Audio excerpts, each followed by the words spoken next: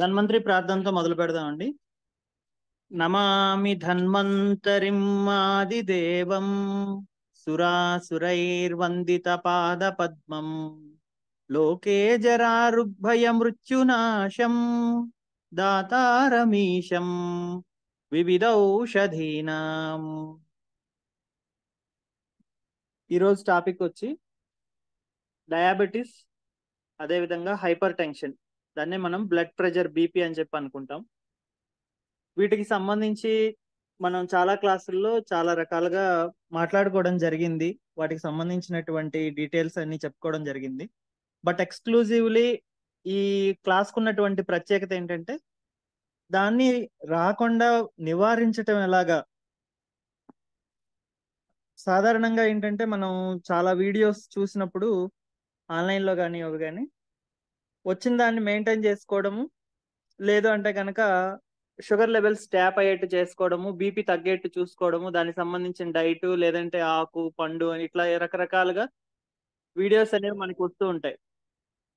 అయితే ఈ రోజు ప్రత్యేకించి ఈ క్లాస్ లో ఏంటంటే అండర్స్టాండింగ్ ఆఫ్ ద డిసీజ్ అనేది ఫస్ట్ మనం తెలుసుకోవాలి. ఫస్ట్ డయాబెటీస్ అంటే ఏంటి, అసలు బ్లడ్ ప్రెషర్ అంటే ఏంటి, అవి క్యారీ ఫార్వర్డ్ అయితే ప్రాబ్లం అవుతుందా పిల్లలకి, ఒకవేళ అవి వస్తాయి అని తెలియడానికి ఆయుర్వేదిక్ లో ముందుగా తెలుసుకోవడానికి ఏమైనా లక్షణాలు చెప్పున్నారా, ఇట్లాంటి విషయాలు ముఖ్యంగా మనం ఈ రోజు క్లాస్ లో తెలుసుకోబోతున్నాం. సో దీన్నే మనం prevention is better than cure అని చెప్పి అనుకుంటాం. అంటే రోగం వచ్చిన తర్వాత దానికి సరైనటువంటి మందుని వేసుకుని దాన్ని కంట్రోల్ చేసుకోవడం, ఇలా కాకుండా రోగాన్ని అసలు మన దరి చేరనివ్వకుండా చేసుకునేటువంటి మార్గమే. దీనే మనం యోగా దానిలో కూడాను మృత్యోర్మ అమృతంగమయ అని చెప్పి అనుకుంటాం. అమృతంగమయ అంటే ఏంటంటే మనం డిసీజ్ లెస్ గా ఉండడము, అంటే రోగాలతో ఉండి మనం శరీరాన్ని చాలిస్తే గనక ఆ పీడన వల్ల మనకి ముక్తి మార్గంలో అవరోధాలు అనేవి ఏర్పడతాయి. అందుకనే అసలు ఆయుర్వేద శాస్త్రాన్ని ఎందుకు చెప్పారు అంటే మనకి ధర్మ అర్థ కామ మోక్షము చతుర్విధ పురుషార్థాల్లో నాలుగోదైనటువంటి మోక్ష మార్గాన్ని ఎటైన్ అవటం కోసం, మిగిలినటువంటి 3 పనులు చేస్తూ ఆరోగ్యంగా ఉండడం కోసం మనకి ఈ ఆయుర్వేదాన్ని చెప్పటం జరిగింది.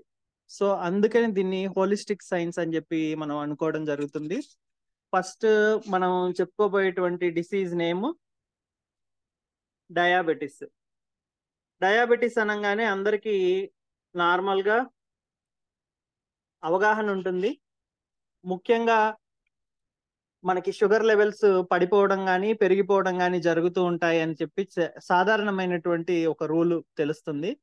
అదేవిధంగా రాత్రిపూట నిద్ర భంగం కలిగే విధంగా మూత్ర విసర్జన అంటే యూరినేషన్ చేయాల్సినటువంటి అవసరం ఏర్పడుతూ ఉంటుంది.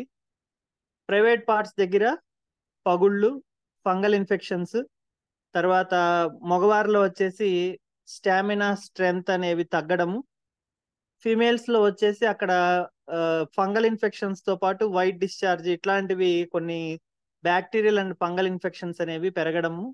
ఈ కారణాలు అనేవి సాధారణంగా ప్రతి ఒక్క డయాబెటిక్ పేషెంట్ కి, లేదు డయాబెటిక్ పేషెంట్ చూసిన మనకి కలిగేటువంటి భావనలు. అంటే డయాబెటిస్ అంటే ఇది అనే ఒక అవగాహన అనేది ఉంటుంది. మోర్ దాన్ దట్ అనేది బాడీలో అయితే జరుగుతూ ఉంటుంది. ముఖ్యంగా ఏంటంటే వాళ్ళు డయాబెటిస్ వచ్చిన తర్వాత పాపం 6 రసాల్లో ముఖ్యమైనటువంటిది, చాలా శరీరానికి శక్తినివ్వగలిగినటువంటిది, రుచికరమైనటువంటిది తీపి.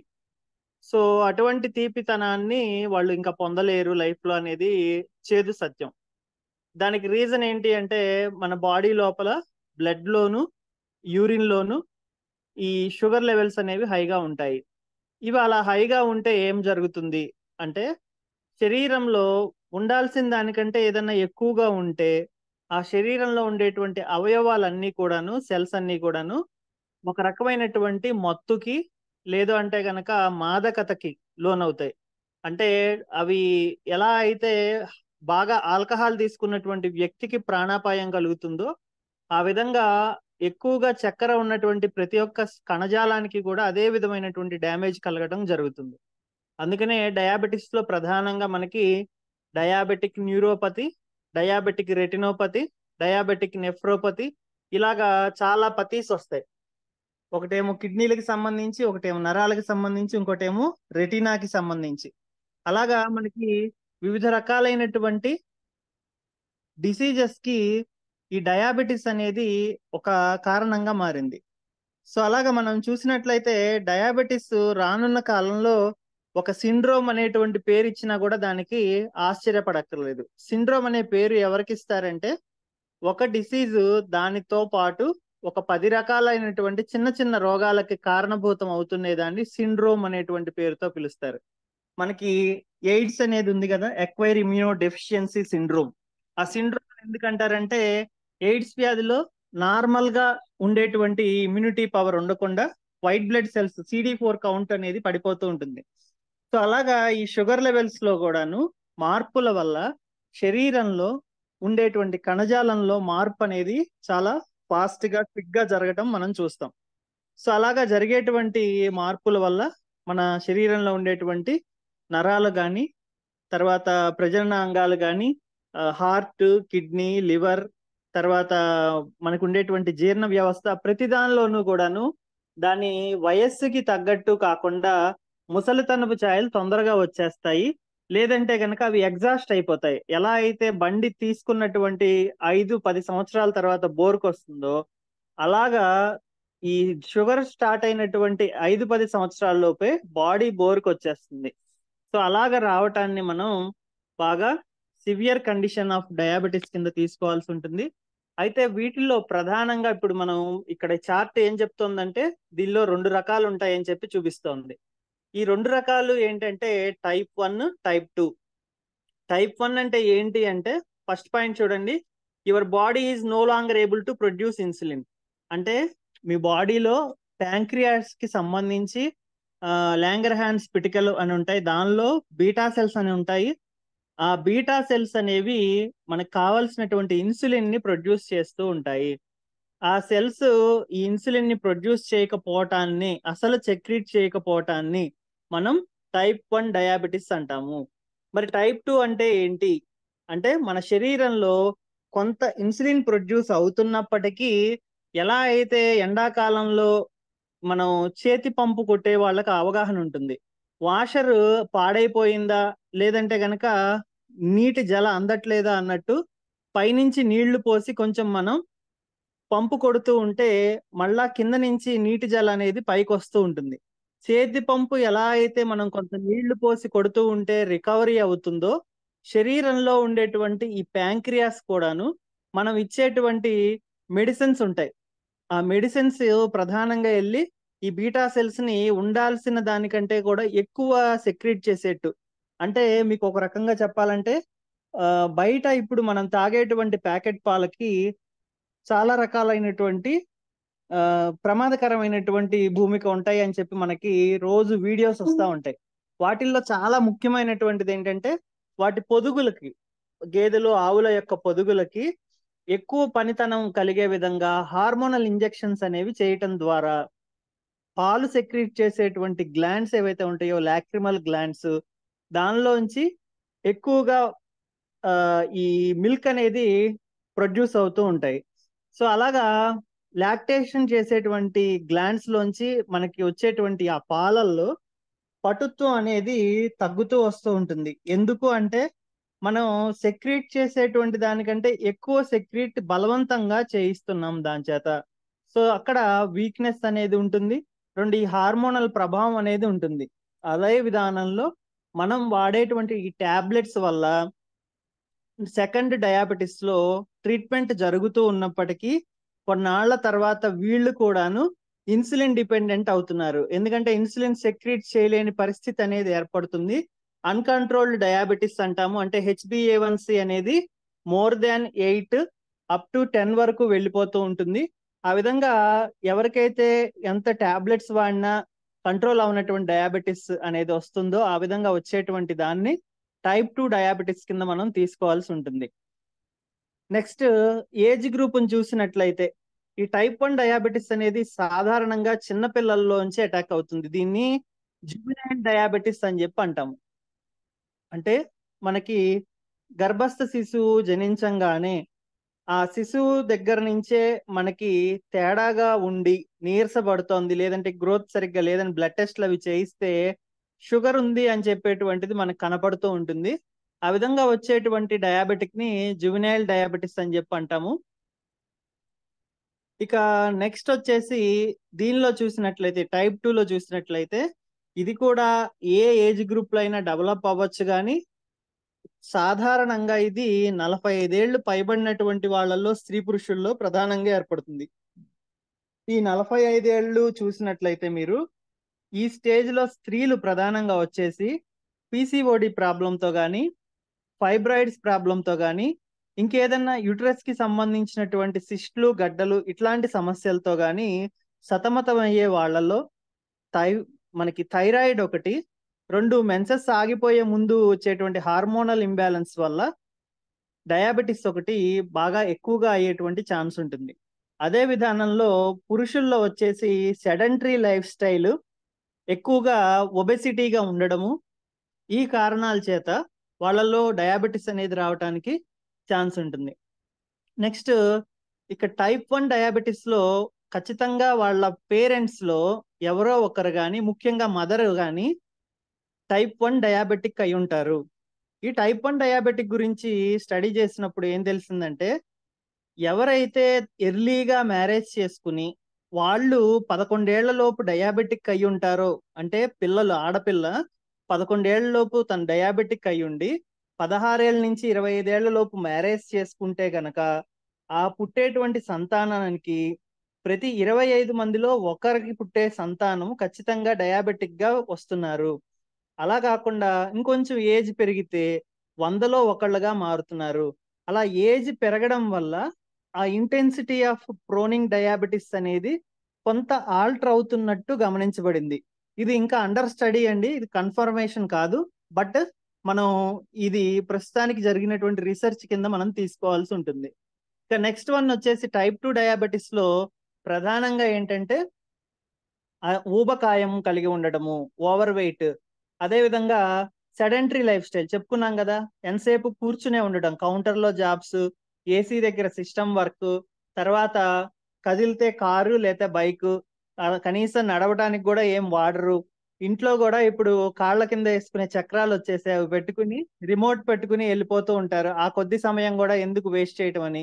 సో ఇట్లాంటివన్నీ కూడాను ఎక్కువగా టెక్నాలజీ ఉపయోగపడేటువంటి విధానంలో మనం ఉంటున్నాము. ప్రతి విషయం కూడా ఇంతకు ముందు ఒక పర్సన్ తో మాట్లాడాలంటే కిందకెళ్ళి ఎస్టిడి బూత్ తోనో లేదంటే ఒక టెలిఫోన్ దీని దగ్గర నుంచుని కాయిన్ వేసి మాట్లాడాల్సిన పరిస్థితి ఉండేది. ఇప్పుడు మొబైల్ వచ్చిన తర్వాత ఒక మెయిల్ ఏంటి, పోస్ట్ ఏంటి, ఎవ్రీథింగ్ ప్రపంచంలో ఏ కార్నర్ లోకైనా మన ఫింగర్ టిప్స్ కిందే ప్రతిదీ అయిపోతుండటంతో మనకి మినిమం గా చేసుకోవాల్సినటువంటి పనులు ప్రతిదీ కూడాను చేతికి అందుబాటులోకి వచ్చేస్తున్నాయి. సంచి తీసుకుని మార్కెట్కి వెళ్ళి రావాల్సిన అవసరం లేకుండా బిగ్ బాస్కెట్ ఇట్లాంటి యాప్స్ రావడం వల్ల వాటినే వినియోగించుకునేటువంటి వాళ్ళల్లో ఈ టెండెన్సీ ఆఫ్ గెట్టింగ్ ఊబకాయం అనేది పెరుగుతుంది. సో ఇలాంటివన్నీ ఒక పక్కన అనుభవిస్తూ నెక్స్ట్ ఏం చేస్తారంటే ఒక జిమ్ లో కానీ, లేదంటే ఒక పార్క్ లో కానీ, ఒక క్లబ్ లో కానీ చేరి హెర్బా లైఫ్ అని కానీ, లేదంటే ఇంకొక ఏదో ఒక పేరుతో ఒక హ్యాబిట్ లాగా దాన్ని మార్చుకుని ఏది కరెక్ట్ ఏది రాంగ్ అని తెలుసుకోలేనంత అయోమయ పరిస్థితిలోకి వెళ్ళిపోయి బాడీలో ఉండేటువంటి షుగర్ ని కంట్రోల్ చేసుకోలేక సతమతం అవుతున్న వాళ్ళు చాలా మంది ఉన్నారు. సో ఇక్కడ మనకి ఈ ఇన్యాక్టివ్నెస్ అనే దానికి ఇంత బ్యాక్గ్రౌండ్ అనేది ఉంది. సో ప్రతి ఒక్కరూ కూడాను సాధ్యమైనంత ఇదిగా న్యాచురల్ గా ఉండేటువంటి వేస్ లో మనం ఇదివరకు రోజుల్లో ఎలా ఉండేవాళ్ళమో అలాగా మెయింటైన్ అవటానికి ప్రయత్నం అయితే చేయాల్సిన అవసరం అయితే ఉంటుంది. నెక్స్ట్ వచ్చేసి ఫ్యామిలీ హిస్టరీ అనేది కూడాను ఈ టైప్ 2 డయాబెటిస్ లో ఉంటుంది. దీన్ని నెక్స్ట్ నేను ఎక్స్ప్లెయిన్ చేసేటప్పుడు ప్రివెంటివ్ ఆస్పెక్ట్ లో చెప్తాను ఎలాగనేది. నెక్స్ట్ వచ్చేసి సాధారణంగా type 2 diabetes, hyper tension, blood pressure అనేవి ఒక అన్నదమ్ముల్లాగా ఉంటాయి. అంటే ఇది అది కలిసి రావడం కానీ, లేదు అంటే కనుక ఇది ఉంటే కొన్నాళ్ళకి అది డెవలప్ అవ్వడం కానీ జరుగుతూ ఉంటుంది. నెక్స్ట్ మనం టైప్ 1 డయాబెటిస్ ఉంది, ఒక పిల్లాడిలో వచ్చేసింది, మనకి పిల్లాడు ఇలా ఉన్నాడు, ఇది ఉండొచ్చా అని డౌట్ పడాలి ఎటువంటి సందర్భాల్లో అని అంటే గనక, ఆ పిల్లాడు గాని పిల్ల గాని రాత్రిపూట పక్క తడపడం, బెడ్ వెట్టింగ్ అని చెప్పి అంటాం. అది ఉండడం గాని, కళ్ళు బ్లర్ గా కనపడటం గాని, అంటే మసకబారినట్టు కనపడటం. అమ్మ నాకు టీవీ సరిగ్గా కనపడట్లేదు, బోర్డు సరిగ్గా కనపడట్లేదు, బస్సు మీద లెటర్స్ సరిగ్గా కనపడట్లేదు, దూరంగా క్రికెట్ ఆడేటప్పుడు బాల్ కనపడట్లేదు, ఇట్లాంటివన్నీ కూడాను వాళ్ళు చెప్పడం జరుగుతూ ఉంటుంది. తర్వాత మనకి రీసెస్ బెల్ అని ఉంటుంది స్కూల్లో. అంటే ప్రతి 2 అవర్స్ కో 1 అవర్ ఒకసారి ఒక 2 to 3 minutes న్యాచురల్ కాల్స్ కి వదిలేస్తూ ఉంటారు. అట్లా కాకుండా వీళ్ళకి ఎడతెరిపి లేకుండా, ఒక టైము పాడు లేకుండా వెంట వెంటనే యూరినేషన్ అనేది చేయాల్సిన అవసరం ఏర్పడుతూ ఉంటుంది. ఇంకా అది తట్టుకోలేక కొంతమంది అయితే గనక డైపర్స్ లోకి వెళ్ళిపోయిన వాళ్ళు కూడా ఉన్నారు. నెక్స్ట్ వీళ్ళకి ఇప్పుడే భోజనం చేస్తారు, మళ్ళా కొద్దిసేపటికే నాకేదో ఒకటి తినాలనిపిస్తుంది, కళ్ళు బయలు కమ్ముతున్నాయి. మీరు గనక చూసినట్లయితే మనకి హీరోయిన్ సమంతకి సంబంధించినటువంటి మూవీలో ఒక దానిలో ఇదే ప్రాసెస్ మనకి కనబడుతూ ఉంటుంది. తను ఏదన్నా లాలీపాప్ గానీ ఐస్ గానీ చూడంగానే కళ్ళు కనబడినట్టు అక్కడ దాకా వెళ్ళిపోయి అది తీసుకుని తినే వరకు తనకు ఊరట లభించదు అనేటువంటి ఫీలింగ్ లో ఉంటుంది.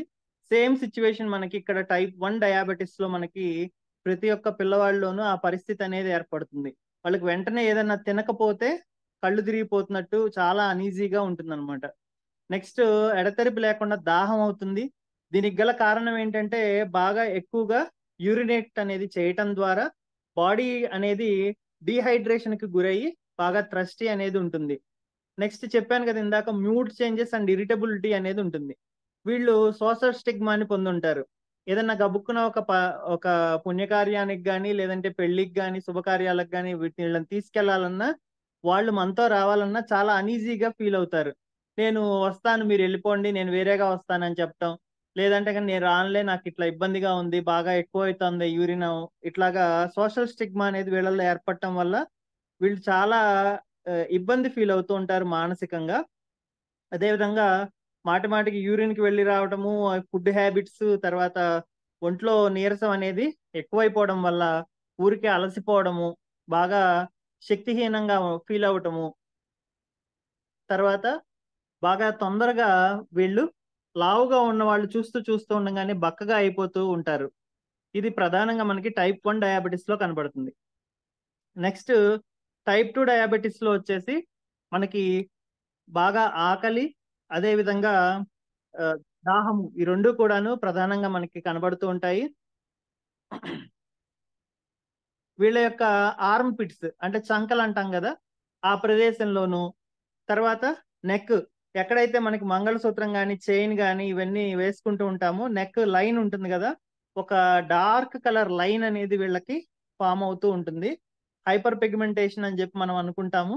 సో అవి ప్రధానంగా ఈ type 2 డయాబెటిస్ వాళ్ళల్లో బాగా కనబడుతూ ఉంటాయి. అదేవిధంగా మాటి మాటికి యూరిన్ కి వెళ్ళి రావటం అనేది సహజంగా ఉంటుంది. వీళ్ళకు కూడాను చూపులో కొంచెం ఆ, మందగింపు అనేది కనబడుతుంది, బ్లర్ గా ఉంటుంది విజన్ అనేది, బాగా వీక్ గా టైర్డ్ గా అనిపిస్తారు. వీళ్ళకి కూడా వెయిట్ లాస్ అనేది కారణం లేకుండా ఉంటుంది. వీళ్ళు ఏదన్నా ఎక్సర్సైజ్ చేస్తేనో, లేదంటే దూర ప్రయాణాలు చేస్తేనో, లేదా ఆహారం తీసుకోపోతేనో వెయిట్ లాస్ అవుతున్నాం అంటే అది ఒక రకంగా ఉంటుంది. అలా కాకుండా వీళ్ళల్లో ఏంటంటే వితౌట్ ఎనీ రీజన్, మనకి బ్యాక్గ్రౌండ్ రీజన్ ఏం లేకుండా వెయిట్ లాస్ అనేది కనబడుతూ ఉంటుంది. సో ఇక్కడ type 1 డయాబెటిస్ లో మీరు చూసినట్లయితే అసలు ఎటువంటి ప్రివెన్షన్ మెజర్స్ అనేవి తీసుకోలేము అని చెప్పడం జరుగుతోంది. నెక్స్ట్ ఇక్కడ హెల్దీ లైఫ్ స్టైల్ వల్ల కొంతవరకు దీన్ని ఆపచ్చు అని చెప్పి చెప్తూ ఉన్నారు.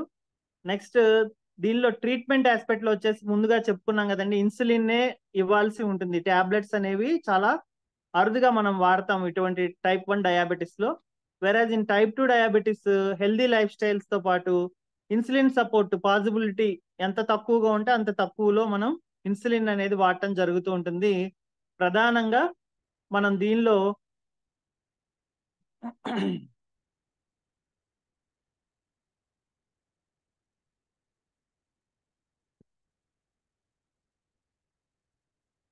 మీరు ఇక్కడ చూసినట్లయితే కనుక బ్లడ్ గ్లూకోజ్ లెవెల్స్ చార్ట్ ఇది. ప్రధానంగా నార్మల్ రేంజ్ అనేది గ్రీన్ కలర్ లో, మీడియం రేంజ్ లేదంటే గనక మనకి షుగర్ రాబోతోంది, వచ్చేసింది, కొంచెం పర్వాలేదు అనేటువంటి సిచ్యువేషన్ ఎల్లో రేంజ్ లో, కంప్లీట్ గా వచ్చింది కన్ఫర్మ్డ్ స్టేట్, లేదంటే గనక బాగా ఎక్కువగా ఉంది అనేటువంటిది మనకి ఈ రేంజెస్ అనేవి చూపిస్తా ఉన్నాయి. అవి ఎలాగో చూడండి. ఏమి తినకముందు పరగడుపున మనం షుగర్ టెస్ట్ చేయిస్తే గనక నార్మల్ రేంజ్ వచ్చేసి 80 నుంచి 100 మధ్యలో ఉండాలి. అదే కొంచెం డయాబెటిస్ వస్తోంది, ప్రీ డయాబెటిక్ అనేటువంటి స్టేజ్ ఏంటంటే 101 నుంచి 125 మధ్యలో ఉంటే కనుక మనం ప్రీ డయాబెటిక్ అని చెప్పి అనుకుంటాం. డయాబెటిక్ కన్ఫర్మ్డ్ రేంజ్ 126 ప్లస్, 126 కంటే ఎక్కువగా ఉండడం. నెక్స్ట్ మనం ఆహారం తిన్న వెంటనే గనక మనం చూసినట్లయితే within 1 hour after taking food చూసినట్లయితే 170 నుంచి 200 వరకు కూడాను నార్మల్ రేంజ్ అని చెప్పి చెప్పుకుంటాము. గ్లూకోజ్ టాలరెన్స్ టెస్ట్ అని చెప్పి చేస్తారు, అది దాని కింద మనం ఇది తీసుకోవచ్చు. తర్వాత 190 నుంచి 230 వరకు ఇంపైర్డ్ రేంజ్, 220 నుంచి 300 వరకు డయాబెటిక్ రేంజ్ గా తీసుకోవాలి. ఇక ర్యాండమైజ్డ్ బ్లడ్ షుగర్ ఆర్బిఎస్ అని చెప్పి అంటాము. 2 నుంచి 3 గంటలు ఫుడ్ తిన్న తర్వాత ఉండేటువంటి షుగర్ లెవెల్స్ 120 నుంచి 140 వరకు ఉండడము, 140 నుంచి 160 వరకు ఉండడము, 200 వరకు ఉండడం. ఇవి కంటిన్యూగా normal, impaired and diabetic ranges. So వీటిని మనం గ్లూకోమీటర్ ద్వారా కానీ, బ్లడ్ శాంపుల్ ఇవ్వడం ద్వారా, ల్యాబ్ ఇన్వెస్టిగేషన్స్ చేయడం ద్వారా కానీ మనం కనుక్కోవడం జరుగుతూ ఉంటుంది. ఇంకా నెక్స్ట్ డయాబెటిక్స్ కి ఎటువంటి కారణాలు ఉంటాయి, ఎటువంటి లైఫ్ స్టైల్స్ చేంజెస్ ఉంటాయి అనేటువంటిది మనం తెలుసుకోబోతున్నాం. ప్రధానంగా మీరు చూసినట్లయితే ఇటువంటిది ఏదన్నా డైట్ ప్లాన్ మీరు డైటీషియన్ ద్వారా పొంది ఉంటారు. సాధారణంగా మనం ఆహారాన్ని ప్రధానంగా ఆయుర్వేదంలో చెప్పటం జరుగుతూ ఉంటుంది. ఏ డిసీజ్ కైనా కూడా ఆహారాన్నే ప్రధాన కారణంగా చెప్పటం జరుగుతుంది. రీజన్ ఏంటి అంటే సర్వం ద్రవ్యం పాంచభౌతికం తస్మిన్నర్థే, అంటే ప్రతిదీ కూడాను పంచమహాభూతాత్మకమైనటువంటి నిర్మాణాన్ని కలిగి ఉంటుంది. ఆహార పాంచభౌతిక, దేహస్య ఆహార సంభవ, అంటే ఆహారాలు అనేవి ఎన్ని ఎన్ని రకాలున్నా అవి పంచమహాభూతాల యొక్క అంశాలతోనే తయారవుతాయి. తరువాత ఈ దేహము అనేటువంటిది కూడా పాంచభౌతికమైనది. వీటికన్నిటికీ నిరూపణ ఏంటంటే ఈ దేహాన్ని తీసుకెళ్లి మనం మట్టిలో వేసినా, నీళ్ళల్లో వేసినా, అగ్నిలో వేసినా దేహం అనేది నశిస్తూ ఉంది. వాటిని తీసేసుకుంటూ ఉన్నాయి పంచమహాభూతాలు. అదే విధంగా ఆహారాన్ని మనం చూసినప్పటికీ కూడాను పైన వాటరు, పైన సన్లైట్, కింద భూమి, నీరు, తర్వాత దానికి చంద్రుడి నుంచి శీతలత్వం, ఇట్లా రకరకాలుగా ఆహారము ఓజోకరాన్ని పొందే గుణాన్ని, అంటే ఇమ్యూనిటీ పవర్ ని పెంచి శరీరానికి శక్తినిచ్చేటువంటి తత్వాన్ని ఎక్కడి నుంచి పొందుతుందంటే ఈ పంచమహాభూతాల యొక్క సంయోగం వల్లనే ఇది సాధ్యమవుతుంది. సో కాబట్టి ఈ పంచభౌతికమైనటువంటి దేహాన్ని పంచమహాభూతాలతో ఉన్నటువంటి ఆహారం ద్వారా మనం ట్రీట్మెంట్ ఇవ్వడం ద్వారానే దానికి రెక్టిఫికేషన్ అనేది చేయగలుగుతాం. సో దానిలో ఏంటంటే ఇప్పుడు మనకి ఈ బ్రేక్ఫాస్ట్, లంచ్, డిన్నర్ అనేటువంటిది ఏ విధంగా మనం ప్లాన్ చేసుకోవాలి అనేది ఇక్కడ రూఢీగా ఇవ్వటం జరిగింది. సో ఇటువంటివి చాలా రకాలైనటువంటి షీట్స్ అనేవి మీకు ఆన్లైన్ లో కనబడుతూ ఉంటాయి. మచ్చుకి ఒక్క రోజులో ఎలా ప్లాన్ చేశారు, దాని బ్యాక్గ్రౌండ్ ఏంటి, మనం ఆహారాన్ని ఎలా ప్లాన్ చేసుకోవాలి అనేటువంటి దాని గురించి ఎగ్జాంపుల్ ఇవ్వటం కోసం ఇది నేను పెట్టడం జరిగింది. మనం ఒక్కసారి వెన్స్డే గురించి చూసినట్లయితే వెన్స్డేలో మనకి బ్రేక్ఫాస్ట్ కింద egg vegetable muffins with onions, zucchini and pita. But ఈ లాంగ్వేజ్ ఏంటనేది నాకు, ఈ జోచిని అండ్ పీటా అని నాకు తెలియదండి. But egg and vegetable muffins అనేవి కొంత అర్థం అవుతున్నాయి, ఆనియన్స్ అర్థం అవుతున్నాయి. ఓవరాల్ గా ఇక్కడ మనకి చెప్పదలుచుకుంది ఏంటంటే ప్రోటీన్, ఫైబర్, అదే విధంగా విటమిన్స్, మినరల్స్ ఉండే విధంగా డైట్ ని వాళ్ళు ప్లాన్ చేయడం జరిగింది బ్రేక్ఫాస్ట్ దగ్గర. ఇక లంచ్ దగ్గరికి వచ్చేసరికి chicken caesar, salad onion, spinach wrap. చాలా తక్కువ ఆహారాన్ని మనం ఇక్కడ చూస్తూ ఉన్నాము. ఒక హెన్ యొక్క మీట్ తో పాటు మనకి కొంత వెజిటబుల్ సలాడ్స్, అదేవిధంగా దానిలో కొంచెం గార్నిషింగ్ చేసుకోవడానికి లీఫీ ర్యాప్స్ అని చెప్పి మనకి ఇవ్వటం జరిగింది, స్పినాచ్వి. సో అలాగా వీళ్ళు చాలా మినిమైజ్డ్ గా కార్బోహైడ్రేట్స్ అనేవి తగ్గించి, అదేవిధంగా షుగర్స్ తగ్గించి ఇక్కడ డైట్ ని ప్లాన్ చేయడం జరిగింది. డిన్నర్ దగ్గరికి వచ్చేసరికి grilled fish tacos topped with cabbage and సిలాంట్రోస్లా. ఇక్కడ వీళ్ళు కూడాను నెక్స్ట్ ఇదంతా కూడా వెన్స్డే అంతా కూడాను నాన్ వెజ్ తో ఉండి, కంప్లీట్ గా నాన్ వెజ్ అంటే మనకి ఒక్కొక్క డేని వీళ్ళు ఏం చేశారంటే కొంచెం కార్బోహైడ్రేట్స్, కొంచెం మళ్ళా ప్రోటీన్, కొంచెం విటమిన్స్, ఫైబర్ ఇట్లా ఉండే విధంగా ఒక్కొక్క డేని వీళ్ళు ప్లాన్ చేసి ఇవ్వటం జరిగింది. మనం వెన్స్డేని చూడటం ద్వారా మనకి ఏం అర్థం అవుతుందంటే మార్నింగ్ నుంచి నైట్ వరకు కూడాను వీళ్ళు ప్రోటీన్ రిచ్ డైట్, ప్రధానంగా fat and protein rich diet అనేది తీసుకోవడం గమనించదగింది. నెక్స్ట్ వచ్చేసి మనం ఇంకొకటి చూద్దాము, సాటర్డే ఒకటి చూద్దాము. ఇక్కడ కూడాను ఆమ్లెట్ అని స్టార్ట్ చేస్తున్నారు.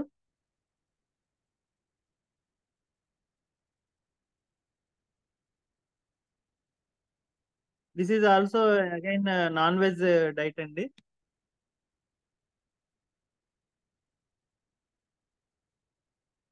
మండే వచ్చేసేమో ఫస్ట్ వచ్చేసి oats and walnuts, fresh berries, ఇలాగా మనకి డ్రై ఫ్రూట్స్ అండ్ ఓట్స్ వీటితో స్టార్ట్ చేయడం జరిగింది. సాల్మన్ సలాడ్, ఇక్కడ కూడా నాన్ వెజ్ ఉంది. రోస్టెడ్ చికెన్ డిన్నర్ లో. సో ఇదంతా కూడాను బాగా కంప్లీట్ ప్రోటీన్ డైట్ లాగానే మనకి అనిపిస్తూ ఉంది. సో ఎవరైతే అది ఫాలో అవుతూ ఉంటారో వాళ్ళకి బెనిఫిషియరీగా ఉంటుంది ఇది. డైట్ విషయంలో ముఖ్యంగా మనం ఆయుర్వేద పరంగా చెప్పుకోదగినటువంటి అంశాలు ఏంటంటే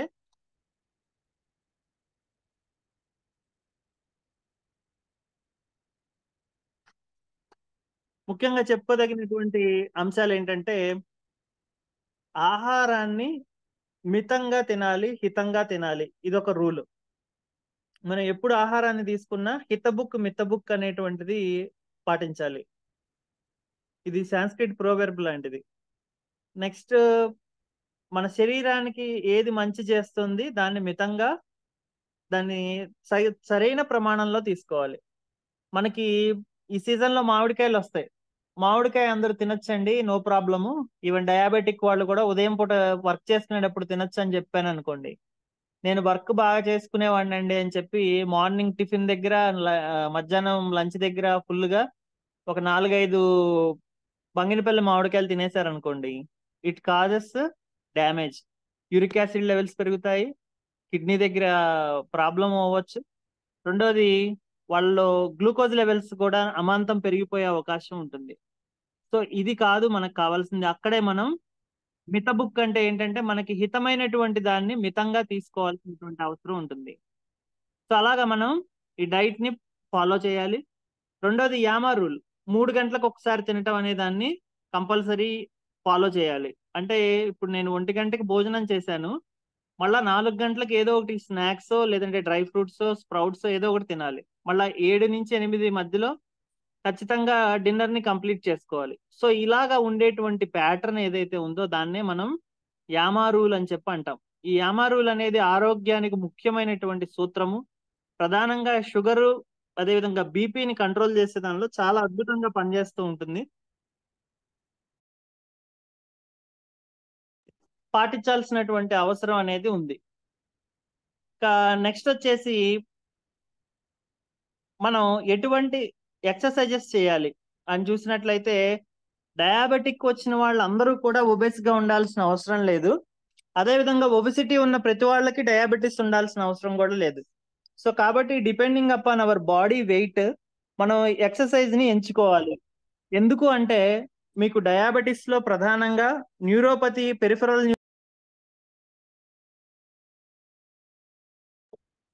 చేతులకి కాళ్ళకి సంబంధించినటువంటి స్పర్శ జ్ఞానం అనేది లోపిస్తుంది. అంటే సెన్సరీ రిఫ్లెక్స్ అనేది పూర్తిగా లోపిస్తూ ఉంటుంది. ఎంతలా అంటే కాళ్ళు బొబ్బలెక్కే వరకు కూడా, ఎండలో నడిస్తే కాళ్ళు బొబ్బలెక్కే వరకు కూడా మనకి వాటి ప్రభావం తెలియనంతగా లోపిస్తుంది. దానివల్ల ఏంటంటే ఈజీగా సోర్స్ ఫామ్ అవుతాయి. ఫుడ్ సోర్స్, డయాబెటిక్ ఫుట్ అంటాము. ఇలాగా చాలా రకాల సమస్యలు వస్తాయి కాబట్టి వీళ్ళు వాళ్ళ బరువు కనుక అధికంగా ఉన్నా, లేదు షుగర్ లెవెల్స్ అన్‌కంట్రోల్డ్ గా ఉన్నా, సాధ్యమైనంత తక్కువ దూరాలు నడిచే విధానాన్ని, ఎక్కువగా ప్రెషర్ పెట్టి భూమి మీద తిరిగేటువంటి విధానాల్ని ఎంచుకోవాలి. సో, అప్పుడు ఏం చేయాలి అంటే సైక్లింగ్ లాంటిది చేయాలి. స్విమ్మింగ్ లాంటిది చేయాలి. నెక్స్ట్ బాగా మంచి శరీర సౌష్ఠవం కలిగి ఉన్నారు.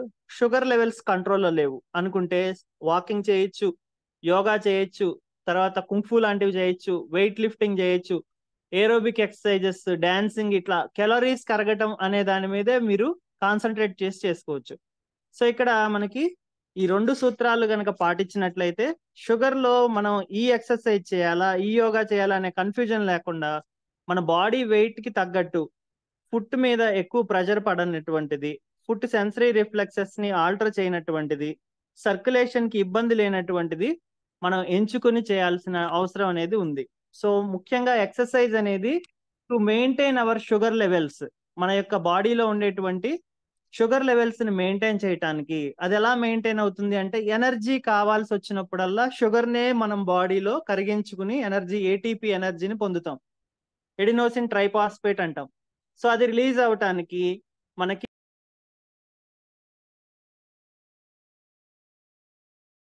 ప్రధానంగా అవసరం అవుతూ ఉంటాయి. సో, అలాగా మనం ఏటీపీ ఎనర్జీని పొందితే మనలో చలనం అనేది కలుగుతుంది. మనం బాగా మాట్లాడగలుగుతాం. బాగా నడవగలుగుతాం. పనులు చేసుకోగలుగుతాం. సో, అలాగా ఎప్పుడైతే ఎక్సర్‌సైజ్ అనేది పనిగట్టుకొని మనం చేస్తామో, బాడీ లోపల బ్లడ్‌లో ప్రధానంగా ఎక్సెస్‌గా ఉండేటువంటి షుగర్స్‌ని ఎనర్జీ రూపంలో బాడీ రీగెయిన్ చేసేసుకుంటుంది. సో దట్ మన లెవెల్స్ 200 ఎక్కువగా ఉన్నటువంటివి ఒక 5 కిలోమీటర్లు గాని, 10 కిలోమీటర్లు గాని సైక్లింగ్ లేదంటే జాగింగ్, వాకింగ్ అవి చేసినప్పుడు కిలోమీటర్‌కి ఇన్ని కేలరీస్ ఖర్చవుతాయి అని చెప్పి ఒక లెక్కనేది ఉంటుంది. దాని ప్రకారం మనకి మన బాడీ వెయిట్ ప్రకారం ఉన్నటువంటి షుగర్ లెవెల్స్‌ని డిపెండ్ చేసుకొని ఎక్సర్‌సైజ్ అనేది మనం నియమబద్ధంగా ఒక టైమ్ పీరియడ్ ప్రకారం చేసుకుంటూ ఉన్నట్లయితే షుగర్ అనేది కంట్రోల్ అవుతూ ఉంటుంది. నెక్స్ట్ మనకి నెక్స్ట్ డిసీజ్, రెండో డిసీజ్ వచ్చేసి హైపర్‌టెన్షన్. సో, హైపర్‌టెన్షన్ అంటే అందరికి తెలిసిందే. మనం బీపీ మెషిన్ చూస్తాం. స్పిగ్మో మానోమీటర్ అంటారు. సో, అది ముఖ్యంగా ఏం చేస్తుందంటే బ్లడ్‌లో ఉండేటువంటి ప్రెషర్. బ్లడ్‌లో ప్రెషర్ ఏంటండి అని మీరు అడగొచ్చు. వాస్తవంగా బ్లడ్ ప్రెషర్ అనే పేరిచ్చారు గానీ it is about pressure of the arteries. అంటే మన బాడీ లోపల ఉండేటువంటి వెసల్స్‌లో ఉండేటువంటి pressure. Not the pressure of blood. అంటే బ్లడ్ ఫ్లో అయ్యేదానికి ఆర్టరీస్ మీద పడేటువంటి టెన్షన్ ఏదైతే ఉందో, ఆ టెన్షన్ యొక్క వాల్యూ మనకిక్కడ తెలియజేస్తూ ఉంటారు. అంతేగాని వాస్తవంగా బ్లడ్ బయట ప్రెషర్‌తో ఉంటే గనక బయటికి తీసి టెస్ట్ ట్యూబ్‌లో తీయంగానే టెస్ట్ ట్యూబ్ గూడా పగిలిపోవాలిగా హైపర్‌టెన్షన్ ఉన్న పేషెంట్‌లో. అలా జరగదు. ఇక్కడేంటంటే physical pressure applied by certain force caused by blood flow అనేది ఇక్కడ మనకి తీసుకోవాల్సిన అవసరం ఉంటుంది. సో, అలాగా ఇక్కడ మనం చూసినట్లయితే హైపర్‌టెన్షన్ అనేది ముఖ్యంగా రక్తనాళాలకి సంబంధించినటువంటి వ్యాధి. సో, శరీరంలో మనకి సిరలు, ధమనులు అని చెప్పి 2 రకాలుంటాయి. ప్రధానంగా ధమనులు ప్రధానంగా దీనిలో ఇన్వాల్వ్ అవ్వటం అనేది మనకి కనబడుతుంది. వాటిని ఆర్టరీస్ అని చెప్పి అంటాము.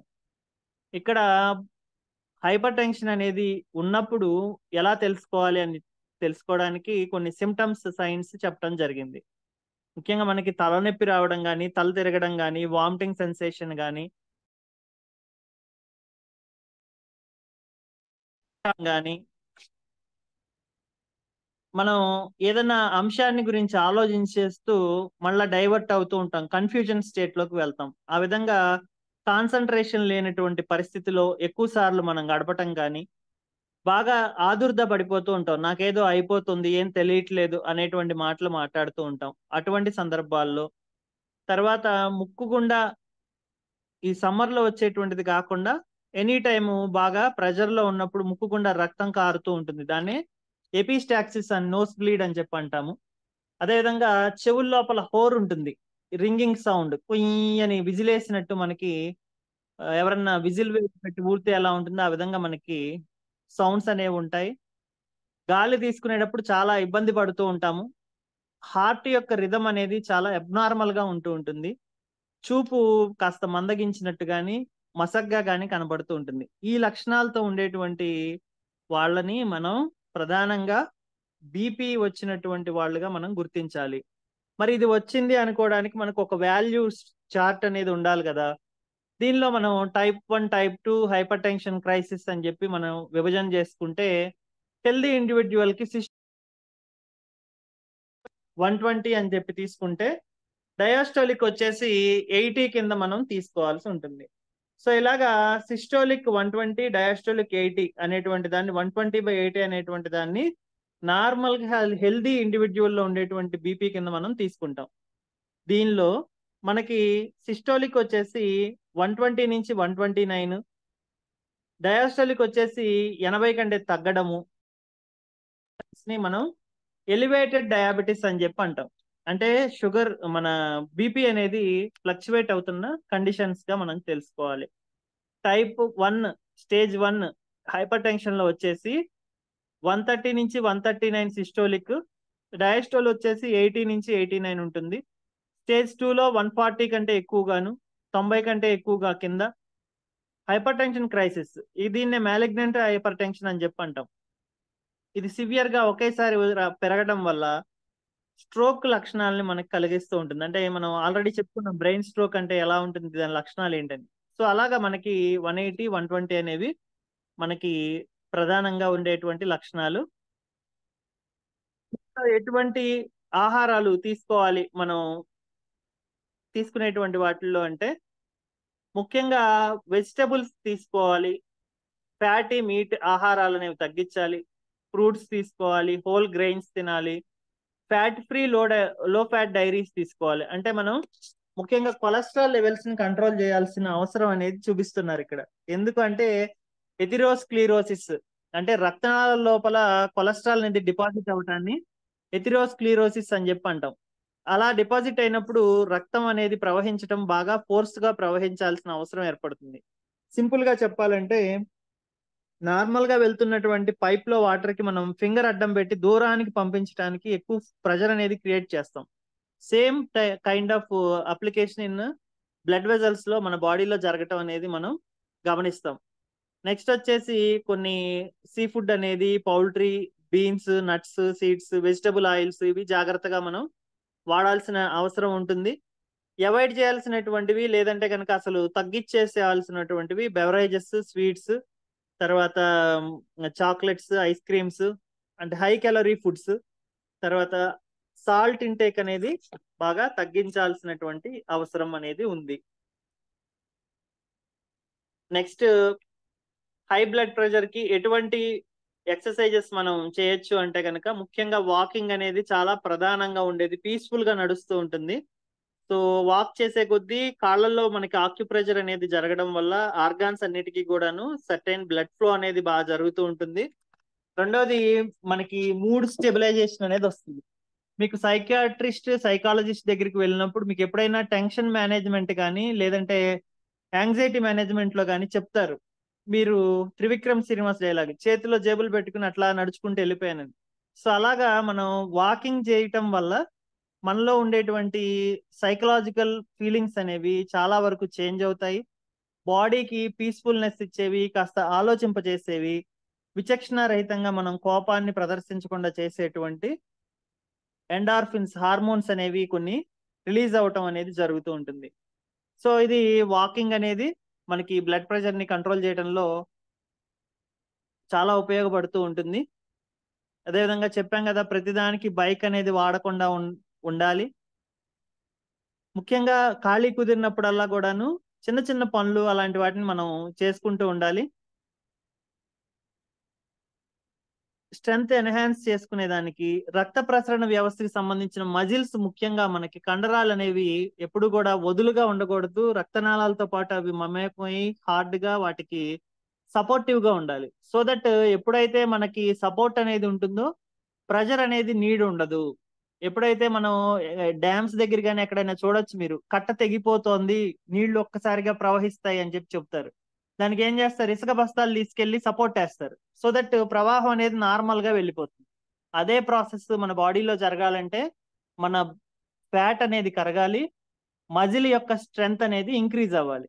సో ఆ విధంగా మనం చేసినట్లయితే కనుక ఖచ్చితంగా మనకి బ్లడ్ ప్రెషర్ మీద కంట్రోల్ అనేది వస్తుంది.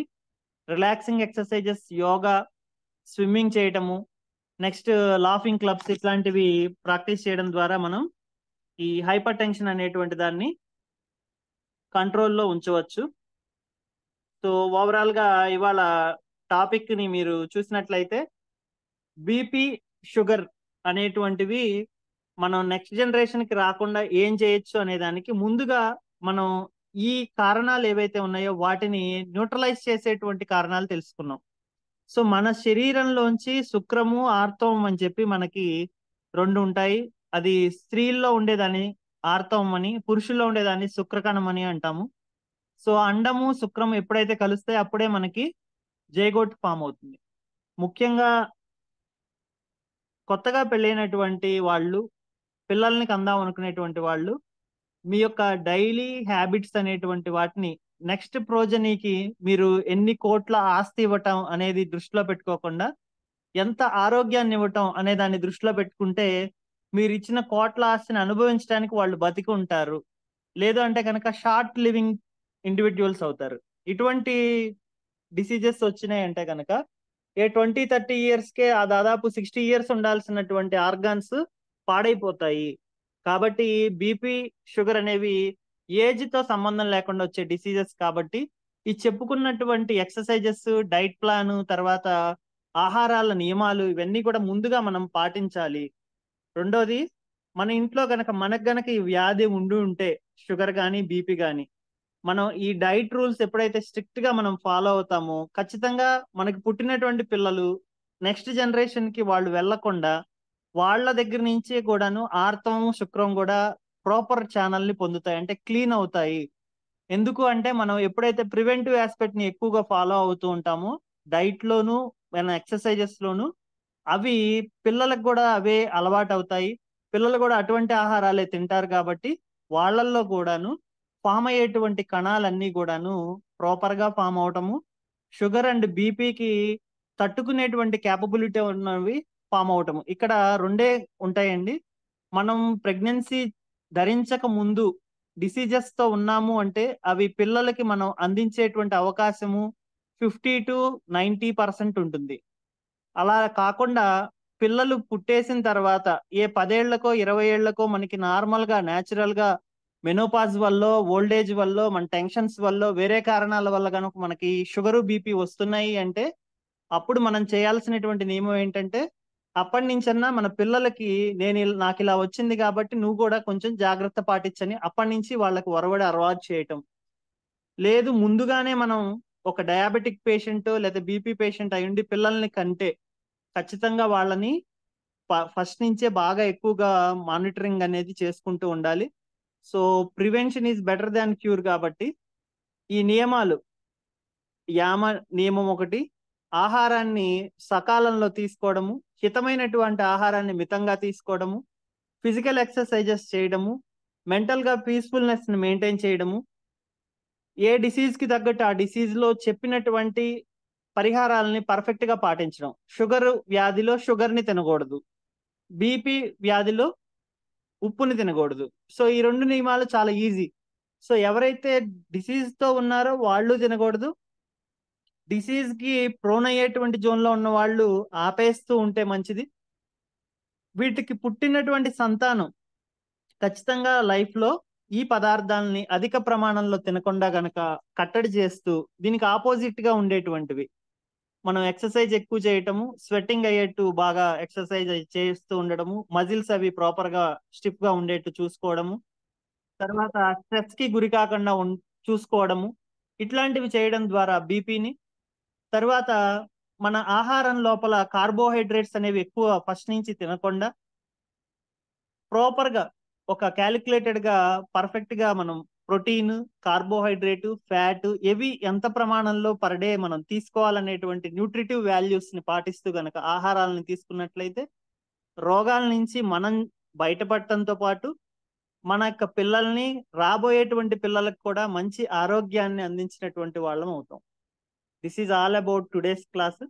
మీకు ఏమన్నా డౌట్స్ ఉన్నాయంటే కనుక అడగండి, క్లారిఫై చేస్తాను.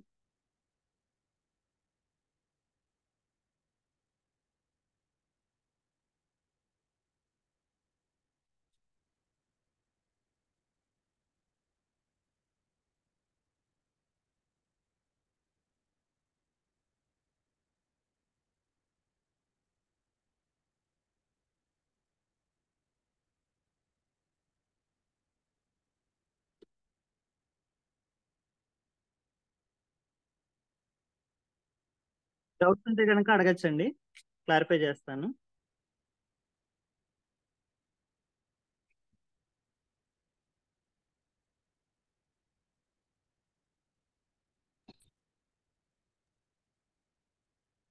Sir good afternoon sir. నా పేరు శివకుమార్ సార్, హిందూపురం నుంచి. గుడ్ ఆఫ్టర్నూన్ అండి శివకుమార్ గారు, చెప్పండి. సార్ ఆయుర్వేదంలో ఏదైనా టాబ్లెట్స్ ఏమైనా సజెస్ట్ చేస్తారా సార్? బీపీ కాదు, షుగర్ సంబంధించి. ఆయుర్వేదిక్ షుగర్ కి సంబంధించి చాలానే యోగాలు ఉన్నాయండి. Depending upon your physical and mental condition. బీపీకి సంబంధించి అయితే మెడిసిన్స్ వాడాల్సి ఉంటుంది. షుగర్ కి సంబంధించి అయితే బీపీ కనుక లేదు మీ కానీ బ్లడ్ గ్లూకోజ్ రేంజ్ అనేది తినక ముందు తిన్న తర్వాత ఉండేటువంటి రేంజెస్ ని బట్టి డిఫరెంట్ మెడిసిన్స్ అనేవి ఉన్నాయండి. నాకు ఫాస్టింగ్ వచ్చి 120 ఉంది సార్, ఇంకా స్టార్టింగ్ లో ఉంది. మొన్ననే ఓకే అండి. ఫైండ్ అవుట్ అయింది. చాలా ఓకే అండి. మంది ఆయుర్వేదిక్ సంబంధించి బీ బెటర్ అని చెప్పి సజెస్ట్ చేస్తున్నారు.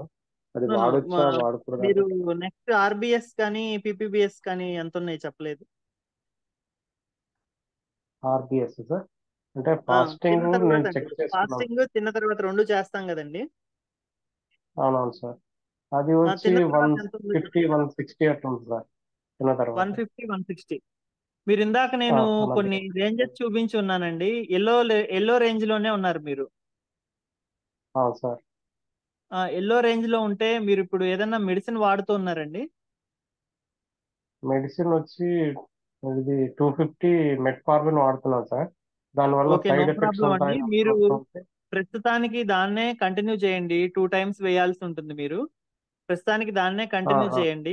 బట్ మీరు డైట్ ప్రకారం ఏం చేస్తారంటే మీ ఆహారంలో కార్బోహైడ్రేట్స్ ని బాగా తగ్గించాలి. దానిలో ముఖ్యంగా సార్. ఇన్వాల్వ్ అయ్యేది ఏంటంటే రైస్, వీట్ ఇట్లాంటి పదార్థాలను తగ్గించుకోవాలి. మరి చాలా సార్. మంది చేసే మిస్టేక్ ఏంటంటే రైస్ బదులు చపాతీ తింటే తగ్గుతుందని చెప్పి చపాతీలు తింటూ ఉంటారు. అది కూడా కరెక్ట్ అవును సార్. కాదు. కరెక్ట్ ఆ, కాదండి. సో రెండు కూడాను ఆ, పిండి పదార్థమే. కొంచెం ఆ, 50-80% డిఫరెన్స్ అంతే రెండిటి మధ్య. వీటికంటే ఆ, సార్. బెటర్ ఏంటంటే కొర్రలు, సానలు, ఊదలు, అరకలు అని చెప్పి ఏవైతే చిరుధాన్యాలు చెప్పారో ఆ, అటువంటివి, తర్వాత జొన్నలు, రాగులు, సజ్జలు ఇట్లాంటివి మనం ఆ, ఆహారంలో ఎక్కువగా ఇన్కల్కేట్ చేసుకోవాలి. సపోజ్ మీకు ఎగ్జాంపుల్ గా చెప్తున్నాను. మార్నింగ్ అవును సార్. బ్రేక్ఫాస్ట్ టైంలో వచ్చేసి కార్న్ ఫ్లేక్స్ కానీ, రాగి జావ కానీ, అటుకులతో ఉన్నటువంటి ఉప్మా కానీ ఇట్లాంటిది ఏదన్నా మీరు పెట్టుకుంటే లైట్ గా ఉంటుందండి. అండ్ ఆ, ఎక్కువగా కార్బోహైడ్రేట్ కంటెంట్ ఎక్కువగా అందదు మీకు. నెక్స్ట్ వచ్చేసి ఓకే. లంచ్ దగ్గరికి వచ్చేసరికి మీరు రైస్ ఆ, వచ్చేసి కంపల్సరీ ఒక్కసారిగా మానకూడదు. ఎందుకంటే ఆ, కొన్ని కారణాలు ఉంటాయి. దానిలో fibre content, energy levels maintain అవ్వవు సరిగ్గా. తర్వాత షుగర్ ఆ, లెవెల్స్ కూడా మనకి ప్రాపర్ మెయింటెనెన్స్ కి అవసరం అవుతుంది. ఫ్రీ మోషన్ అవ్వాలన్నా రైస్ ఉండాల్సిందే. బట్ పూర్తిగా అవాయిడ్ అవును చేయమని సార్. అయితే నేను చెప్పను. మీరు ఎంతవరకు ఆ, తీసుకోవచ్చు అంటే చిన్న కప్పు, ఒక 25 అవును టు సార్. 50 గ్రామ్స్ వరకు అన్నా మినిమం గా. వీళ్ళు జనరల్ గా నార్త్ ఇండియన్ థాలీ ఉంటుంది చూసారా? అవును sir. North Indian thali type లో మీరు తీసుకోవచ్చండి. అవును సార్. Okay sir. అలాగా ఒకటి మీ దగ్గర మీరు చేయొచ్చు. ఇక రిమైనింగ్ వచ్చేసి మనకి డిన్నర్ దగ్గరికి వచ్చేసరికి ఆ, ముఖ్యంగా ఇటువంటిది ప్యాటర్న్ ఫాలో అవుతున్నప్పటికీ నైట్ టైం వచ్చి ముఖ్యంగా మోషన్ ఫ్రీ అయ్యే విధానంలో మీరు తీసుకోవాల్సిన అవసరం ఉంటుంది. ఎందుకంటే డయాబెటిక్ లో ఎక్కువగా యూరిన్ పాస్ చేయడం వల్ల మోషన్ అనేది హార్డెన్ అవుతూ ఉంటుంది స్టూల్. సో అది ఫ్రీగా అయ్యే విధానం చూసుకోవాలి. మీరు ఫ్రూట్స్ ఏమన్నా తినదలుచుకుంటే ముందుగానే మధ్యాహ్నం లోపు తినేసేయాలి. అవును సార్. వాకింగ్ అనేది అరటిపండ్లు కంపల్సరీ ఇట్లా చేయాలి అవన్నీ మీరు. కూడా వాకింగ్ కంపల్సరీ చేస్తున్నాను సార్. మార్నింగ్ 1 అవర్ చేస్తున్నాను. నాకు ఉమ్, మోషన్ సంబంధించి ఏం సమస్యలు లేవు. యూరిన్ కూడా ఏం మామూలుగానే ఉంది. అటువంటి సమస్యలు అయితే ఉమ్. ఏం లేవు ఇంకా. అదే మీరు ఎల్లో రేంజ్ లో ప్రస్తుతానికి ఉన్నారు కాబట్టి మీరు సమస్యలు ఇంకా ఫేస్ చేయట్లేదండి. రెడ్ రేంజ్ లోకి ఆ, వచ్చేస్తే కనుక 126 అబౌవ్ బిఫోర్ అలాగా మీరు కనుక వచ్చినట్లుంటే కనుక మీకు ఖచ్చితంగా సఫరింగ్స్ అనేవి మొదలయ్యేవి. సో మీరు ప్రీ ఆ, డయాబెటిక్ జోన్ లో ఉన్నారు కాబట్టి ఆ మెట్ఫార్మిన్ కూడా ఇలా నేను చెప్పినట్టు కనుక మీరు ఫాలో అయితే కొద్ది రోజుల్లోనే మీరు అది కూడా అవసరం ఉండదు మీకు. డైట్ అండ్ ఇవి అవును సార్. ఫాలో అయితే సరిపోతుంది. రెండోది ఆయుర్వేదిక్ పరంగా మీకు జ్యూసెస్ ఉంటాయండి. ముఖ్యంగా లౌకి ఆమ్లా, తర్వాత కరేలా జామున్, ఆమ్లా ఆ, జ్యూస్ ఇట్లాంటివి ఉంటాయండి. వీటిని రోజుకి ఒక 50 ml మోతాదులో ఏదో ఒకటి మీరు తీసుకోవడం ద్వారా మంచి రిజల్ట్స్ అనేవి పొందగలుగుతారు. ఎర్లీ మార్నింగ్ ఎంటీ స్టమక్ మీద తీసుకోవాలండి. మీ దగ్గర అట్లా ఏమైనా దొరుకుతాయి సార్ మెడిసిన్స్ అవి? మెడిసిన్ అంటే నా అడ్రస్. దగ్గర జ్యూసెస్ అయితే నేను మెయింటైన్ చేసుకోనండి. ఎందుకంటే షార్ట్ ఎక్స్పైరీ ఉంటాయి అవి. మీకు మాల్స్ అవును కానీ సార్. లేదంటే కనుక పతంజలి స్టోర్స్ ఇట్లాంటి వాటిలో మీరు చూడొచ్చు. ఏది బెటర్ ఏమైనా సజెస్ట్ చేస్తారా? బెటర్ అనేది ఏం లేదు, పతంజలి బాగానే ఉంటాయి ప్రోడక్ట్స్ అండి. అవి కాకపోతే కనుక రెగ్యులర్ గా మనకి జైన్ ఫార్మా అని చెప్పి ఒకటి ఉంది ఆయుర్వేదిక్ ది, అదైనా పర్లేదు. ఆ, తర్వాత అవును డాబర్ సార్. వాళ్ళకి సంబంధించి, శ్రీశ్రీ వాళ్ళకి సంబంధించి, రవిశంకర్ గారిది ఇట్లా కొన్ని అవును సార్. ఉన్నాయండి. వీటిలో ఏదైనా మీరు అవును సార్. ఫాలో అవ్వచ్చు. మీకు నియర్ బై ఓకే, ఉన్న థ్యాంక్ యూ దానిలో వెరీ మచ్. ఒకసారి మీరు నాకు ఫోటో పెట్టండి, దాని వ్యాలిడిటీ చూసి చెప్తాను. అంటే నాకు తెలిసిన పరిజ్ఞానంలో ఆ కంపెనీ యొక్క వాల్యూస్ ఎలా ఉన్నాయి ఏంటని తెలుస్తుంది కాబట్టి చెప్తున్నాను అలాగా. Okay sir. సరే సార్. ఓకే మీరు అండి. ఈ మీటింగ్ లో పెట్టినటువంటి డైట్ చార్ట్ అట్లా మళ్ళీ షేర్ చేస్తారు సార్ గ్రూప్ లో? ఓకేనండి, నో ప్రాబ్లం, చేస్తాను. ఆ డైట్ చార్ట్ కూడాను నార్మల్ గా ఆన్లైన్ లో ఒక ఎగ్జాంపులరీ డైట్ చార్ట్ అండి. ఇది నా డైట్ చార్ట్ కాదు ఇది. ఓహో. ఆన్లైన్ లో మీకు ఎగ్జాంపుల్ గా ఇట్లాంటి డైట్ చార్ట్స్ ఉంటాయని ఎక్స్ప్లెయిన్ చేయడం కోసం పెట్టింది. అదే చెప్పాను చెప్పేటప్పుడు కూడాను. ఓహో. ఓకే. Right okay sir. అండి. రైట్ అండి. Thank you sir. వెల్కమ్ అండి.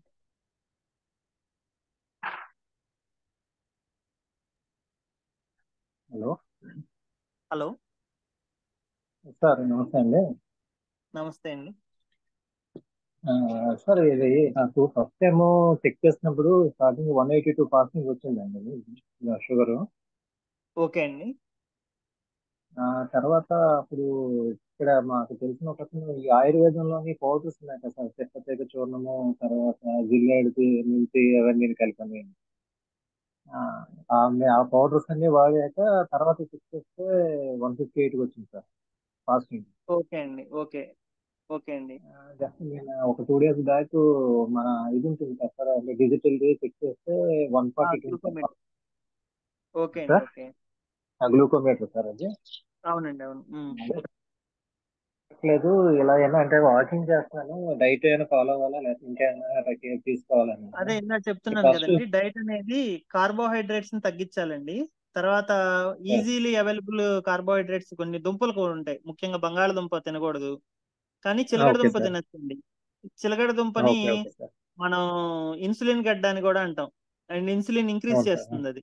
తీగా ఉన్నప్పటికీ ఇన్సులిన్ చిలకడ దుంప పెంచుతుంది సార్, చిలకడ దుంప. అది స్వీట్ గా రెడ్ ఉంటుంది కలర్ తినకూడదు పొటాటో, అని రెడ్ అన్నారని. పొటాటో. యా, కానీ అది అదే అద్భుతం అండి. మన ఈ ఆహా. సృష్టిలో అది ఓకే ఒక సార్. అద్భుతం. అయితే చిలకడ దుంప ఫాలో తినొచ్చు కదా సార్? తినొచ్చండి, శుభ్రంగా తినొచ్చు, నో ప్రాబ్లం. సార్ సార్, ఇప్పుడు ఈ కాఫీ టీలోనే మిల్క్ ప్రొడక్ట్స్ వచ్చేసరికి కొంతమంది తీసుకోవచ్చు అంటున్నారు, కొంతమంది తీసుకోకూడదు అంటున్నారు. అంటే రోజుకి కాఫీ 2 టీ సార్లే అనేటువంటి తీసుకుంటాను. వాటిల్లో ముఖ్యంగా కెఫిన్ అనేటువంటి పదార్థం ఉంటుందండి.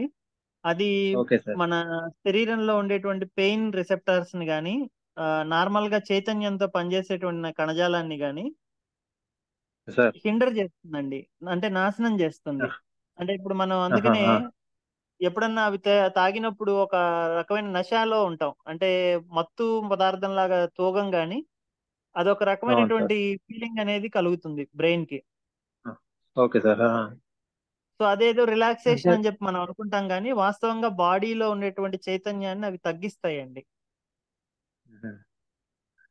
ఈ అందుకే మనం షుగర్ లివర్ కి అంటే ప్రాబ్లమ్స్ వద్దని చెప్తాం.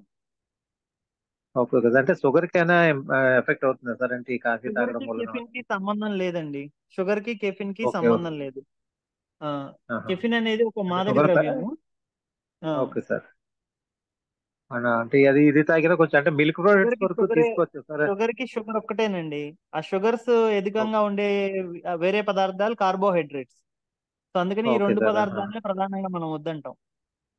Okay sir. అంటే కొంతమంది మిల్క్ ప్రోడక్ట్స్ అయినా సరే మీకు పెరుగుతుందని అన్నారు, అంత డౌట్ వచ్చి అడుగుతున్నాం. మిల్క్ ప్రొడక్ట్స్ లో ఎందుకు పెరుగుతుందంటే ఇందాక మనం డయాబెటీస్ తో పాటు హైపర్ టెన్షన్ చెప్పుకున్నాం, గుర్తుందా అండి? Okay sir. దానిలో హైపర్ టెన్షన్ దానిలో లో fat milk, high fat milk అని రెండు చెప్పుకున్నామండి. ఆ హై ఫ్యాట్ అవును సార్. మిల్క్ ఓకే ఎవరైతే సార్. తీసుకుంటారో వాళ్ళకి లాస్ ఏంటంటే, ఎందుకు షుగర్ లో మిల్క్ వద్దంటారంటే ఆ ఫ్యాట్ అనేది వెళ్ళి డిపాజిట్ అవుతుంది. ఆ డిపాజిట్ ఓకే అయింది సార్. మళ్ళా ఎనర్జీ రూపంలో రిలీజ్ అవటం గ్లూకోజ్ లాగా అయ్యి రిలీజ్ అవుతుంది. Okay sir. సో అందుకని అవి ఎక్కువ తీసుకుంటే అవి ఎక్కువ గ్లూకోజ్ రిలీజ్ చేస్తాయి కదా అవసరమైనప్పుడు. అది ప్రమాదం అవును కాబట్టి సార్. షుగర్ లో అలా చెప్తారండి. అంతేగాని పాలల్లో ఆహా. ఎటువంటి షుగర్లు ఉండవండి. ఓకే. అంటే మామూలు ఫ్యాట్ కంటెంట్ తక్కువగా తీసుకున్నా పర్వాలేదు. తీసుకుంటే సేఫ్ అండి. ఓకే సరే. సార్ అంటే నైట్ ఏవి పెడితే అంటే చపాతీ కాకుండా అంటే ఇడ్లీ దోశ అలాంటివి తింటున్నాం సార్, అవి తినచ్చా సార్? మార్నింగ్ రైస్ తీసుకుంటున్నాను, అంటే వాస్తవంగా రాయ్ ఏంటంటే మనం సార్. రైస్ యొక్క ఫామ్ ని మార్చి తింటున్నాం కానీ రైస్ నే తింటున్నామండి. అది ఇడ్లీ నేను దోశ ఎప్పుడు అవన్నీ చెప్తాను సార్. క్లారిటీగా. అలా చేస్తే ఉపయోగం ఏముంది? అవును సార్. క్యాలరీస్ మారుతాయి తప్ప, అంటే రైస్ లాగా తింటే వచ్చే క్యాలరీస్ 1000 ఉంటే ఇక్కడ 800 700 వస్తాయి తప్ప same okay sir. Position alter అవ్వదు. ఎప్పుడైతే ఓకే. ఫామ్ ని మారుస్తామో, దాన్ని కొర్రల ఇడ్లీ అట్లా మనం కొంచెం వెరైటీగా తీసుకొస్తామో దాన్ని, జొన్న సంకటి, రాగి సంకటి ఇట్లాగా మనం ఏదైతే చెప్పుకుంటామో అట్లాంటివి సార్. తీసుకోవడం ద్వారా వాటిని బాగా కంట్రోల్ చేయొచ్చండి. మీకు ఓకే సార్. చిన్న ఇదేంటంటే మనకి చార్ట్ ఉంది అనుకోండి, ఏదన్నా పిరమిడ్ అనేది ఉంటుంది. అంటే కింద నుంచి పై అవును దాకా సార్. 0 to 100. ఆ 0 to 100 సార్. ఉండేటువంటి దానిలో గ్లైసిమిక్ ఇండెక్స్ అని చెప్పి ఒకటి తయారు చేసుకోండి. High glycemic okay index sir. ఉండే ఆహారాలు షుగర్ లో తీసుకోకూడదు. Okay sir. లో గ్లైసిమిక్ ఉండే ఆహారాలు తీసుకుంటే షుగర్ తొందరగా రాదు, పెరగదు. Okay sir. ఆహా. సో అందుకని అపర ధాన్యాలు, చిరుధాన్యాలు అన్ని కిందకు వస్తున్నాయండి. అందుకని అవి తీసుకుంటుంటే ఓహో. షుగర్ రావట్లేదు. అవి కూడా ఓకే సార్. అయితే కార్బోహైడ్రేట్స్, మినరల్స్ కలిగి ఉంటాయి. ఆహా. ఎర్ర గోధుమ నూక ఒకటి అంటారు సార్, ఎర్ర గోధుమ నూక తీసుకుంటే అది పర్వాలేదు సార్, ఎర్ర గోధుమ అది కూడా? Nothing but some mineral difference అంతేనండి. గోధుమ ఏదైనా గోధుమేనండి. ఎర్ర అండ్ నల్ల అనేది పెద్ద డిఫరెన్స్ ఉండదు. ఆహా. వీటిల్లో కూడాను okay sir. Brown rice, black rice అని చెప్పి ఉన్నాయి ఇప్పుడు మార్కెట్ లో. అవును, ఉన్నాయి సార్. అవును ఆ సార్. ఆ ఆ రైస్ బ్లాక్నెస్ కి బ్రౌన్నెస్ కి ఏంటి కారణం అంటే దానిలో ఉండే విటమిన్ అండ్ మినరల్స్ కారణం అవుతాయండి. అదే ఆహాహా. డిఫరెన్స్ తప్ప rice is rice. Okay sir. అదే. ఆ, మేము కూడా ఇప్పుడు నేను కూడా రైస్ డైరెక్ట్ గా ఇది మిల్లు దగ్గర తీసుకుంటున్నాను సార్, అంటే పాలిష్డ్ కాకుండా డైరెక్ట్ అవునండి, ధాన్యం ఒడ్డు ఆడిందే బియ్యం, తీసుకుంటున్నాను. రా అది రైస్ అది రా రైస్.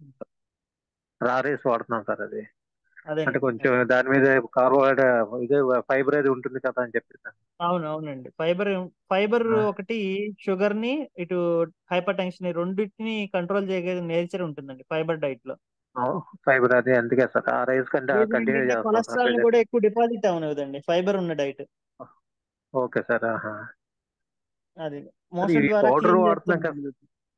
Okay sir.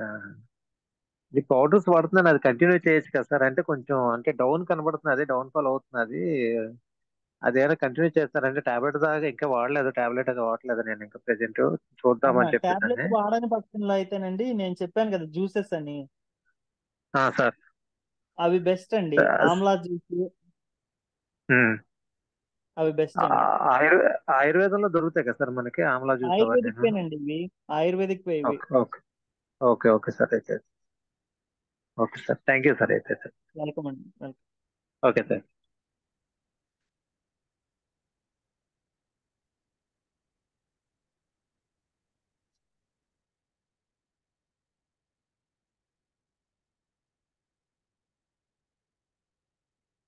అండి ఇంకెవరికైనా డౌట్స్ ఉన్నాయండి? సార్ నమస్తే సార్, నేను సంధ్యారాణిని. నమస్తే, నమస్తే అండి, చెప్పండి. సార్ బీపీ ఫ్లక్చువేషన్ ఏమైనా ప్రాబ్లమా సార్?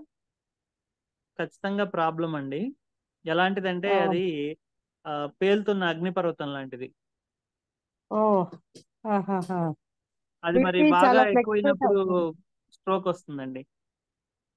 ఓకే సార్, అంటే నాకు ఒక రోజు ఎక్కువగా ఉంటుంది, నెక్స్ట్ డే అంటే 1 వీక్ రీడింగ్ తీసుకుందామని తీసుకుంటున్నాను, ఉమ్. అది కొంచెం ఎక్కువగా అనిపిస్తుంది నాకు. మీరు చేయాల్సినవి ఏంటంటే ముఖ్యంగా బ్లడ్ ఇన్వెస్టిగేషన్స్ చేసుకోవాలండి. రిగార్డింగ్ కొలెస్ట్రాల్ లెవెల్స్, హార్ట్ కి సంబంధించి ట్రోపోనిన్ టెస్ట్ ఇట్లాంటివి ఉంటాయి. తర్వాత హార్ట్ కి సంబంధించి ఈసీజీ ఒకటి, 2D ఈకో ఒకటి, ఓ కార్డియాలజీ కన్సల్టేషన్ ఒకసారి తీసుకోవడం మంచిది. ఎందుకంటే అంటే రిలేటెడ్ టు హార్ట్ అండి, hyper tension is related to heart, but okay. It may effects directly brain. మనం లాస్ట్ క్లాస్ లో చెప్పుకున్నాం బ్రెయిన్ స్ట్రోక్ గురించి. సార్ బ్రెయిన్ స్ట్రోక్ ని కలిగించవచ్చు లేదా హార్ట్ స్ట్రోక్ ని కలిగించవచ్చు. ఎక్కడ వీక్ పాయింట్ ఉంటే అక్కడ అది రప్చర్ చేస్తుందండి. ఓ సార్, అంటే కొలెస్ట్రాల్ అయితే నార్మల్ గా ఉంది సార్, అంటే టాబ్లెట్ వేసుకుంటున్నాను కొలెస్ట్రాల్ కి. ఉమ్. ఏ, ఇంకా మరి అయితే కార్డియాక్ టెస్ట్లు చేయించుకోవాలి అయితే. ఖచ్చితంగా హార్ట్ చేయించుకోవాలండి. ఎందుకంటే పంపింగ్ దగ్గర మనకి కరెంట్ పాసింగ్ లాగా ఒకటి ఉంటాయి, ఓ పర్కించి ఫైబర్స్ అని ఇట్లాగా కొన్ని ఉంటాయి. వాటికి సంబంధించి నోట్స్ ఉంటాయండి. ఆ నోట్స్ ఓకే కనుక సరిగ్గా పనిచేయకపోతే కనుక సిగ్నల్ సరిగ్గా వెళ్ళదు. పేస్ మేకర్స్ అనేవి అన్న వేస్తారు ఇట్లాంటి కండిషన్స్ లో. ఓ ఆహాహా. లేదు అంటే కనుక మీరు వాడే బీపీ టాబ్లెట్ ని కొంత ఆల్టర్ చేస్తారండి.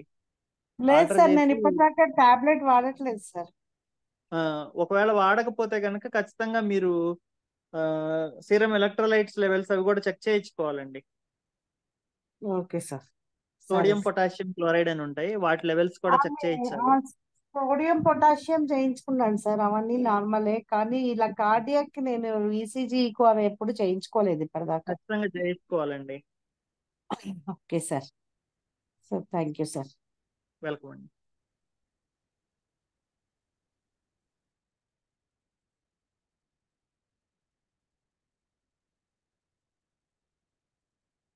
ఎవరికైనా డౌట్స్ ఉన్నాయండి? ఓకేనండి, క్లాస్ ఇక్కడితో కన్క్లూడ్ చేస్తున్నాను. సర్వే భవంతు సుఖినః, సర్వే సంతు నిరామయాః, సర్వే భద్రాణి పశ్యంతు, మా కశ్చిత్ దుఃఖభాగ్ భవేత్. ఓం శాంతి శాంతి శాంతి.